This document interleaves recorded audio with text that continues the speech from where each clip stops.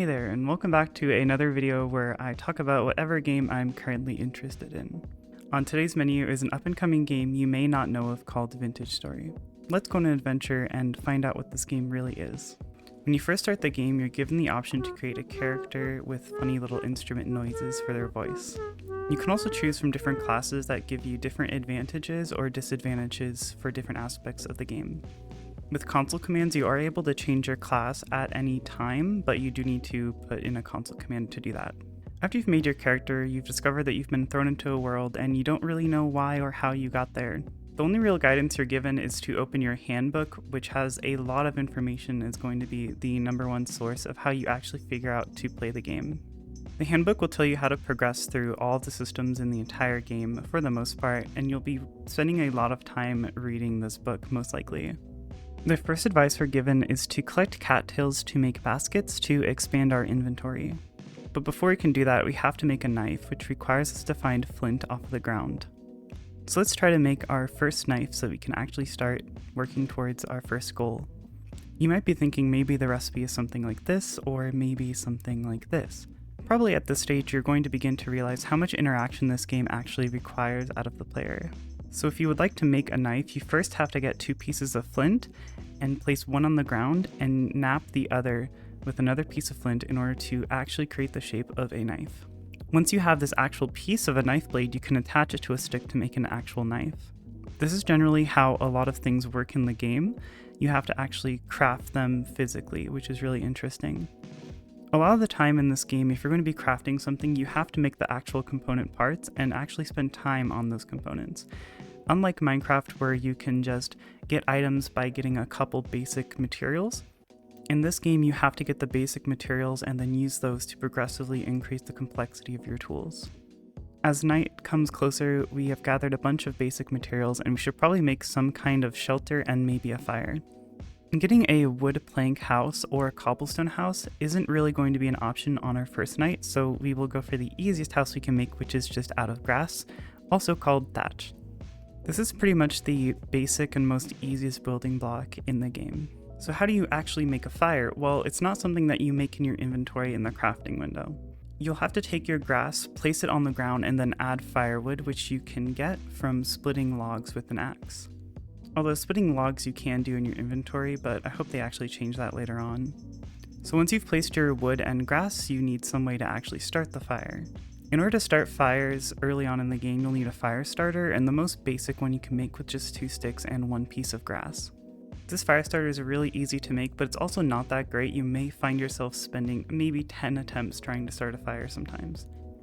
You're going to be seeing this aspect of the game over and over again, where you have to be physically involved with the process of crafting or building anything. I think that making the player have to actually physically build things, even component parts, is a lot more rewarding in the long term than Minecraft. As night approaches, you might hear weird noises outside your house or the shuffling of feet. Depending on something called rift activity, there may be a varying amount of demons or enemies who may try to attack you or just spawn around and kind of search for you. They seem to be from another dimension, but you can't really tell and haven't learned enough yet. In the morning, you might find these strange and creepy portals around and wonder what they might do. Should you go into the portals? What might happen when you let them warp your mind? I think I'll leave that for you to discover, and there's a lot of mysteries to uncover in this game. Like the mystery of how I get all of my music and sound effects for my YouTube or Twitch when I occasionally stream. Well, that mystery I can solve for you with our not a sponsor, Epidemic Sound. I use Epidemic Sound for all of my music and sound effects on YouTube and Twitch. My favorite part about Epidemic is their huge library of both sound effects and music that you can choose from, and you can link your social accounts to your Epidemic Sound, and you will never see a copyright strike on any YouTube or Twitch content. Check out the link in the description to get a 30-day free trial that you can cancel at any time. Alright, back to the video, mother hackers. So I hope you guys are starting to get a general idea of how this game works, and I'm going to briefly go over some more mechanics and systems in the game. Let's begin with the pottery system, which gives you a lot more advanced options later on. For example, if you want to make complex food or stews, you will have to get a cooking pot which you have to form from clay. In order to form new things with clay, you will need to place it on the ground like you similarly do with flint, and you will have to actually add the clay to form it into a new object that you can use later. I personally love this system where you have to build up your clay tools or pieces layer by layer, and it's really fun to actually do, and it's pretty relaxing as well. So after we've formed our pottery, we have to actually still fire it because it is still soft and malleable. So to do that, we have to build a hole and we put our pottery inside of it, light a fire, and let it sit for 24 in-game hours. After this, you can finally use your pottery. You can also use pottery for storing food as well as molds for ingots and metal tools further on in the game. Any sort of smithing or smelting requires you to actually make the fuel to do that. Wood doesn't burn at a high enough temperature to actually melt metal, so you have to go through the process of making charcoal, which is a similar process to real life. In order to make charcoal to melt the early on metals, you will need to actually fill a pit with wood and then start a fire that is covered up so that the wood can burn without exposure to oxygen. When you do eventually get into the smithing stage, which is used for more advanced tools like saw blades and things like that, you will actually need to move the metal with a hammer, which is really cool, and it actually takes time to craft your tools, which is really fun and super rewarding. Everything in this game is deep, and it requires a lot of different steps, which is what I really like, and it makes the game super rewarding. Even the smallest things can feel like an achievement, like making a pickaxe. So now that I've touched on the basic crafting systems of the game, I wanted to step back and talk about the game more as a whole. First off, you will notice the different biomes in the game as well as the changing weather. The time of year in this game actually does matter, and it can affect the different seasons depending on where you're at on the planet. The time of year can also change the duration of light or darkness in each day. So going north or south can change weather conditions as well as daylight hours, so you are technically able to travel around the planet to avoid winter time if you wish to do that.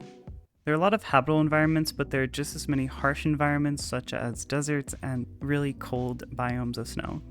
But you can even take on these hard environments with your friends. Vintage Story has a similar multiplayer system to Minecraft where you could host servers, but you can also just use a local LAN, such as Radmin, to play with your friends more easily.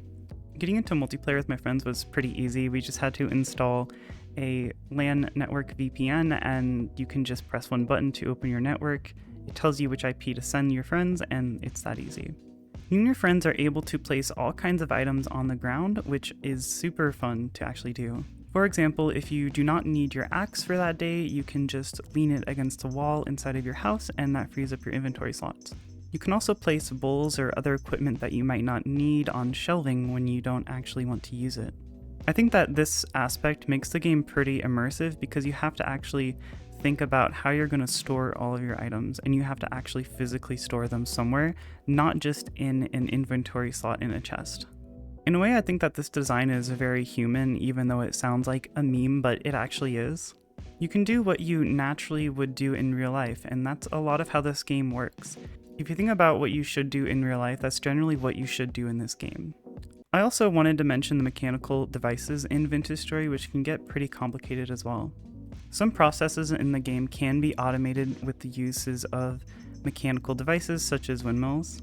This of course would require you to make all of the gears, the drive shafts, the clutches, and all the other mechanical parts you would actually need in a windmill. So you do have to make all of that and put it all together in order to actually mechanize any processes. You can also transport items with an Archimedes screw, which I haven't actually tried, but sounds really cool. There are all kinds of mechanical parts, such as brakes, axles, and clutches, and torque actually matters in this game. There is so much to learn about this game, so if you like games that require you to learn a lot about them, then this is definitely a game you would enjoy. So now let's talk about farming. Farming is, as you might have guessed, just as deep as every other system in the game. Seeds can be collected from pots that you find in ruins around the world, or from wild plants that grow throughout the year. You can form a watering can from clay and a hoe from flint to actually farm. With these basic tools, you're able to till the soil, add the seeds, and water them. What's really interesting about farming in this game is that plants actually consume nutrients and the soil has 3 different nutrient values. This encourages crop rotation, which is pretty much realistic to real life. Alternatively, you can find fertilizers that will replace any missing nutrients that your plants are consuming. You can see the nutrient values of a tilled block by just looking at it. Fertilizer you place to replenish these nutrients will not happen immediately, it does take time. The nutrient value as well as the temperature and moisture value all affect the growth speed of plants. And oh my heck, does it take a long time for plants to grow. Flax, for example, takes 2 months or 18 in-game days. This means that you have to keep the plant watered and fed with nutrients throughout an entire 2-month period in the game.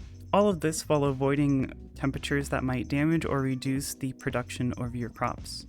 And again, we see that each aspect of this game is an entire process.